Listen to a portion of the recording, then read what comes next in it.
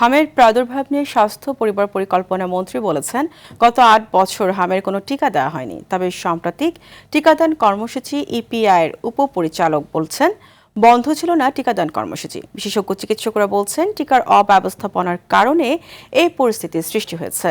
নিহার নন্দীর ক্যামেরায় বিপুল দেব রায়ের আরেকটি রিপোর্ট।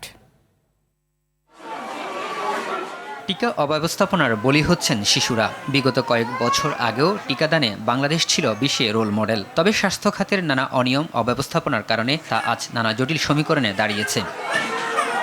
হামের প্রাদুর্ভাব ছড়িয়ে পড়েছে ঢাকা, চট্টগ্রাম, রাজশাহী ও খুলনা সহ বিভিন্ন অঞ্চলে। রবিবার পর্যন্ত ৬৭৫ জন রোগী হামে আক্রান্ত হয়ে হাসপাতালে ভর্তি হয়েছে। সেই সাথে বাড়ছে প্রাণহানি। সম্প্রতি স্বাস্থ্য ও পরিবার পরিকল্পনা মন্ত্রী জানিয়েছে, দেশে গত ৮ বছর ধরে হামির টিকা দেওয়া বন্ধ ছিল, তাই এমন প্রাদুর্ভাব ছড়িয়ে পড়েছে। ৮ বছর আগে মিজেলসের টিকা দেওয়া হয়েছে, তারপরে কোনো টিকা দেওয়া হয়নি। তবে সোমবার মহাকালীর সম্প্রসারিত টিকাদান কর্মসূচি ইপিআই ভবনে গিয়ে দেখা যায় ভিন্ন চিত্র। টিকাদান সেন্টারে লাইনে দাঁড়িয়ে শিশুদের হামের টিকা দিচ্ছেন মেডিকেল টেকনোলজিস্টরা। হাম আর রুবেলার টিকা আগে ৯ মাসে দিয়েছি, এখন হচ্ছে যে ১৫ মাসে দিলাম। সবাই পাচ্ছে, আমাদের কোনো ভ্যাকসিনে কোনো সমস্যা নেই। হামের টিকাটা প্রথম এবং দ্বিতীয় ডোজ ইপিআই এখানে পাওয়া যাচ্ছে, এখানে কোনো সংকট নেই, আমি পাইনি। এই বিষয়ে ইপিআই এর উপপরিচালক ডক্টর মোহাম্মদ শাহরিয়ার সাজ্জাদের সাথে কথা বলার চেষ্টা করলে তিনি ক্যামেরার সামনে কথা বলা যাবে না জানিয়ে বলেন, মন্ত্রীর বক্তব্য সঠিক নয়, নিয়মিত হামের টিকা দেওয়া হচ্ছে। স্বাস্থ্যমন্ত্রী গতকাল বলছে ৮ বছর টিকা দেওয়া হয় নাই, এই কথাটা ঠিক আছে?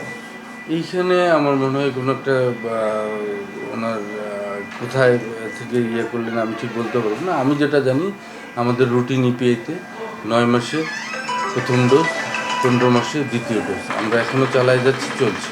রুটিনে যতগুলো টিকা আছে সবই চলছে, কিন্তু সংকট একটা তৈরি হচ্ছে। টিকা প্রদানের অব্যবস্থাপনায় শিশুরা প্রাণ হারাচ্ছেন বলে জানান সংক্রামক ব্যাধি হাসপাতালের এই বিশেষজ্ঞ চিকিৎসক। টিকা দেওয়ার জন্য ৫ বছর পর পর একটা রিইনফোর্সমেন্ট বা ক্যাচ আপ ক্যাম্পেইন করা হয়, যে ক্যাম্পেইনটা সাম্প্রতিক সময়ে হয়নি।